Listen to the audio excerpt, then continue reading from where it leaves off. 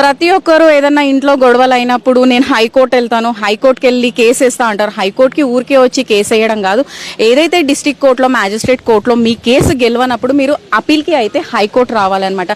And me fundamental rights అనేది violation అయినప్పుడు మీరు ఛాలెంజ్ చేయొచ్చు అనమాట. మా రైట్స్కి ఉల్లంఘన కలిగిందని చెప్పేసి మీరు రిట్ పిటిషన్ అయితే వేయొచ్చు.